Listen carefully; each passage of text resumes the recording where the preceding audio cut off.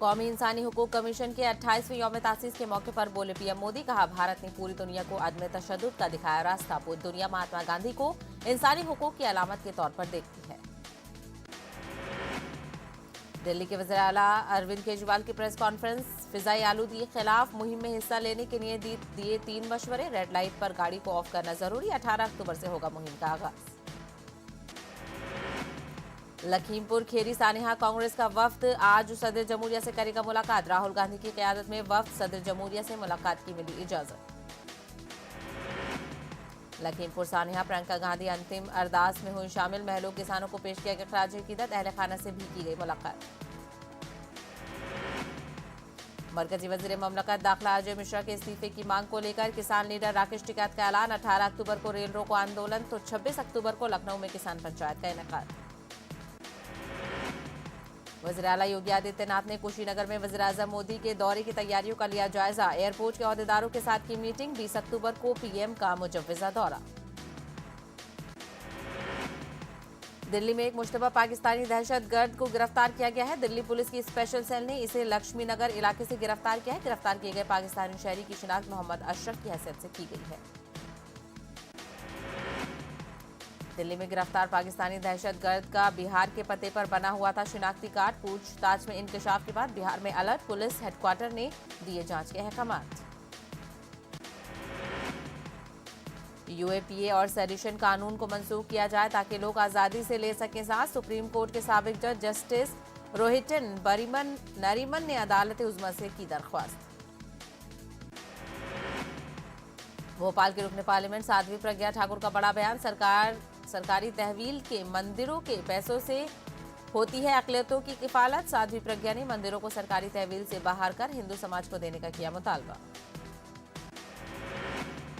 मध्य प्रदेश जमीयत उलमा हिंद ने साध्वी प्रज्ञा सिंह ठाकुर के मंदिरों से सरकारी कंट्रोल खत्म करने के मुतालबे का किया खैर मकदम। कहा हुकूमत को सभी मज़ाहिब की इबादत गाहों से सरकारी कंट्रोल करना चाहिए खत्म।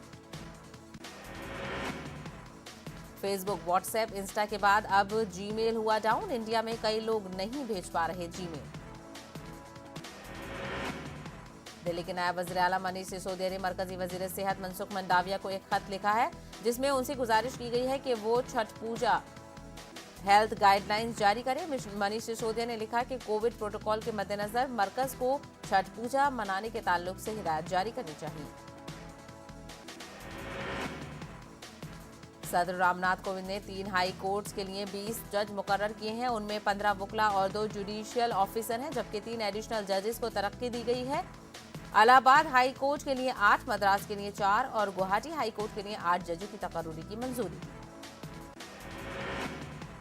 बच्चों को कोवैक्सीन के टीके लगाने को मिली मंजूरी। 2 साल से 18 बरस के बच्चों को कोरोना वैक्सीन दिया जाएगा। डीसीजीआई ने बच्चों को टीकाकारी का दी इजाजत। पहले मरहले में 12 से 18 बरस के बच्चों को और दूसरे मरहले में 5 से 12 बरस के बच्चों और तीसरे मरहले में 2 से 5 बरस के बच्चों को लगाया जाएगा टीका। इससे पहले मुल्क में 18 बरस से ऊपर के लोगों को कोरोना का टीका दिया जा रहा है। और अब तक 95 करोड़ से ज्यादा अफराद को कोरोना का टीका लगाया जा चुका है। सिर्फ पिछले 24 घंटों में 65 लाख अफराद को लगाई गई वैक्सीन। कानपुर में समाजवादी पार्टी की विजय यात्रा की शुरुआत हुई। इस यात्रा की शुरुआत खुद अखिलेश यादव ने की। वाज़ेह हो के 4 अजला में करीब 190 किलोमीटर का सफर तय किया गया। मीनाक्षी गुप्ता ने केडीए पहुंचकर नौकरी ज्वाइन कर ली। उनकी तकर्रुरी ओएसडी के ओहदे पर हुई है। ख्याल रहे कि मीनाक्षी गुप्ता गुज़िश्ता दिनों गोरखपुर में कत्ल कर दिए गए मनीष गुप्ता की अहलिया है। गाजियाबाद पुलिस ने गैर कानूनी पटाखा फैक्ट्री का पर्दाफाश किया है। पुलिस ने छापामारी के दौरान कई तरह के केमिकल समेत लगभग 3 करोड़ रुपए की कीमत के पटाखे बरामद किए हैं। पुलिस ने मौके पर 2 सुपरवाइजर समेत 6 लोगों को गिरफ्तार किया है। डेंगू का कहर अलीगढ़ में भी मुसलसल बढ़ता जा रहा है। सरकारी आदादोशुमार के मुताबिक अभी तक अलीगढ़ में 319 केसेस डेंगू के मिले हैं। तीमारदारों का कहना है कि अस्पताल में दाखिल कराने से पहले जो प्लेटलेट्स थी अब मरीज की और भी कम हो रही हैं। कोरोना वबा से आम लोगों को महफूज रखने के लिए इलाहाबाद व्यापार मंडल ने मिसाली कदम उठाया है। योगी हुकूमत की तरफ से मशरूत इजाजत के बावजूद इलाहाबाद का दशहरा मेला इस साल भी लगाने का फैसला नहीं किया गया है। मेरठ में रामलीला और दशहरे के प्रोग्रामों के इनेकाद को मिली इजाजत। रिवायती अंदाज में रावण के 120 फुट ऊंचे पुतले के साथ इस साल कोरोना का भी पुतला तैयार किया जा रहा है। मैक्स अस्पताल ने अलीगढ़ में आर्थर ऑर्थोपेडिक ओपीडी शुरू करने का फैसला किया है, जिसमें मारूफ मुआलिज डॉक्टर राजीव जैन मरीजों को मुफीद मशवरे देंगे। हर घर गंगा जल को लेकर सीएम नीतीश ने संभाली कमान। गया और राजगीर में वाटर ट्रीटमेंट प्लांट का लिया जायजा। रिटायर्ड आईएएस अमित खेरी बनाए गए वज़ीर-ए-आज़म के मुशीर। चाईबासा में डीसी रहते हुए किया था चारा घोटाले का इंकशाफ। छपरा में ट्रांसफार्मर ठीक करने के लिए इलेक्ट्रीशियन ने चढ़ाई शराब। सोशल मीडिया पर वीडियो हुआ वायरल। शराबबंदी के दरमियान खुलेआम शराब चढ़ाने के बाद इंतजामिया सवालों के घेरे में। आरपीएफ को गया में मिली बड़ी कामयाबी। आरपीएफ ने नंदी कानन एक्सप्रेस से 46 किलो 600 ग्राम चांदी के साथ 2 स्मगलरों को गिरफ्तार किया है। बिहार में बिजली सप्लाई की कमी के बावजूद सार्फिन को बिजली की फराहमी हो रही है। दुर्गा पूजा के सिलसिले में मेले की शुरुआत भी हो चुकी है। ऐसे में बिजली का इस्तेमाल बढ़ने की उम्मीद है। आज से दिल्ली एनसीआर में सीएनजी पीएनजी गैस हुई महंगी। आईजीएल ने किया ऐलान। कोयले की किल्लत के बावजूद रियासत में 27 में से 20 यूनिट कर रहे हैं काम। नहीं होने दी जाएगी बिजली की कमी। महाराष्ट्र के वजीर तवानाई नितिन रावत का बयान। महाराष्ट्र समेत मुल्क की दीगर रियासतों में कोयले की कमी पर नवाब मलिक ने मरकज को बनाया निशाना। कहा, मोदी हुकूमत की नाकिस पॉलिसियां कोयले की किल्लत के लिए है जिम्मेदार। अंबरनाथ में आरके केमिकल कंपनी में सल्फ्यूरिक एसिड नामी केमिकल लीक। कंपनी के अतराफ के इलाके में रहने वाले लोगों को सांस लेने में दुश्वारी। 34 अफराद को उल्लासनगर के सेंट्रल अस्पताल में किया गया दाखिल।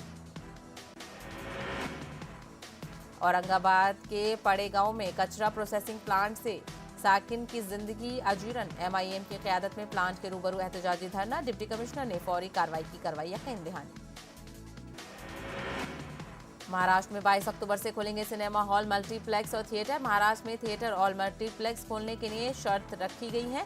थिएटर के अंदर समाजी दूरी का ख्याल रखा जाए। मास्क पहनना, सैनिटाइजर का इस्तेमाल करना होगा लाजमी।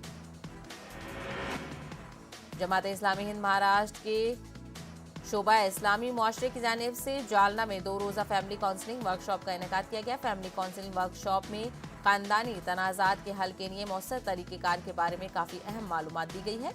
मजीद 16 शहरों में इस तरह के फैमिली काउंसलिंग सेंटर शुरू किए जा रहे हैं।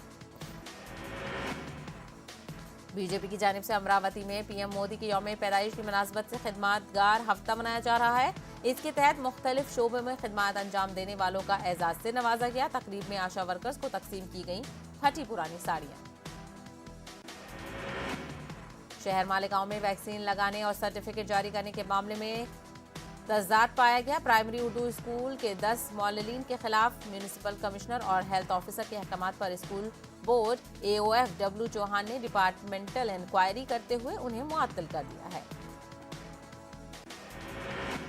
महाराष्ट्र स्टेट वक्फ बोर्ड में एक मरतबा फिर खुर्द-बुर्द का इंकशाफ हुआ है। पुणे की जमीन अलाट मामले में जाली एनओसी से करोड़ों के हीरे हेराफेरी हुई है। 8 अफराद गिरफ्तार। सीईओ ने दी क्लीन चिट।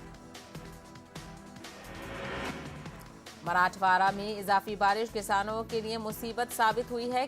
खड़ी फसलें बर्बाद हो गई हैं। जिला इंतजामिया और हुकूमत की जानिब से किसानों को अभी तक कोई इमदाद नहीं मिल पाई है, जिसकी वजह से किसान तंजीमों को एहतजाज का रास्ता इख्तियार करना पड़ रहा है।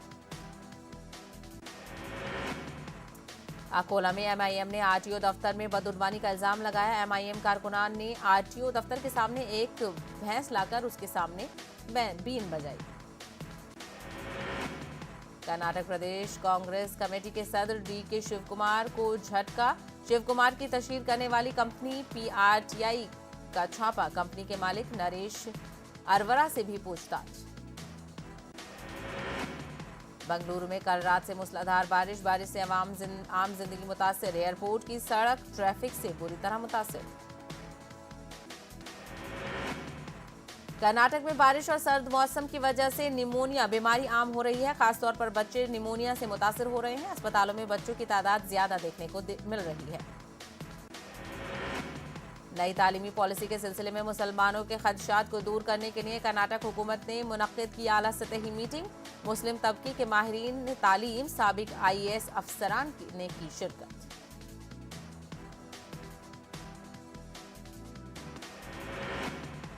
स्पीड न्यूज में फिलहाल इतना ही। हमें दीजिए इजाजत। आदाब।